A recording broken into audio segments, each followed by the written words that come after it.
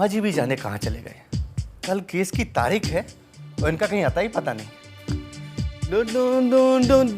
आ गए आप? शहर भ्रमण हो गया आपका? मामा जी आपको होश भी है? कल केस की तारीख है। अरे भांजे, तेरे मामा को तो नींद में भी होश रहता है। और रही बात उस केस की, तो उसकी पूरी तैयारियां हो चुकी हैं। हाँ, सारी तैयारियां हो गई हैं? कुछ परेशानी तो नहीं आई ना?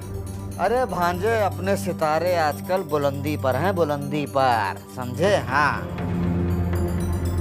इसलिए तो कोई परेशानी हो ही नहीं सकती है। हाँ, थोड़ी बहुत अड़चने थीं, लेकिन तेरे मामा ने उसको दूर कर दी।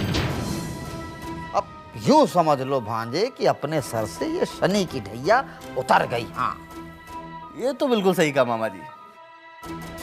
आगे शनि की ढैया अपने सर से उतर के दुश्मनों के सर पे जाके जो बैठ गई है। सही कहा भांजे। अब तो ये हवेली अपने हाथ में आई ही समझो। कब से इंतजार में था मैं भांजे, कब से। अब अपने सारे अरमान पूरे करूंगा, सारे अरमान चुन चुन कर बदले लूंगा। जो जो अपमान हुआ है मेरा, उस हर अपमान का पाई पाई का हिसाब लूंगा उनसे।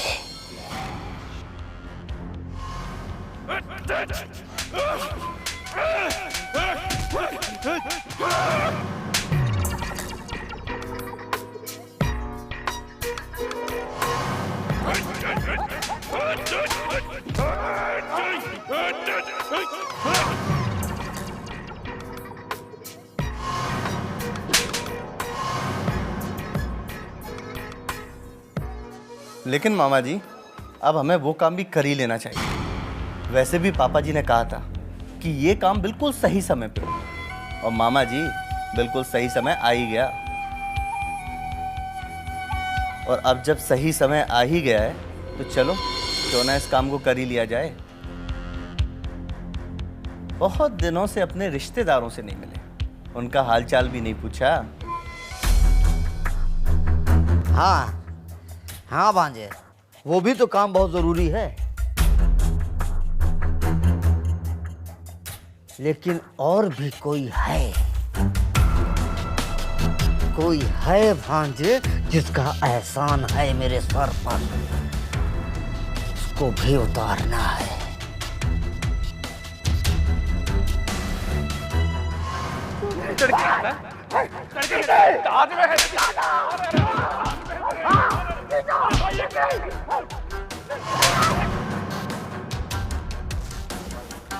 क्या बात है मामा जी, लगता है सारे एहसान एक साथ ही उतार दोगे आप।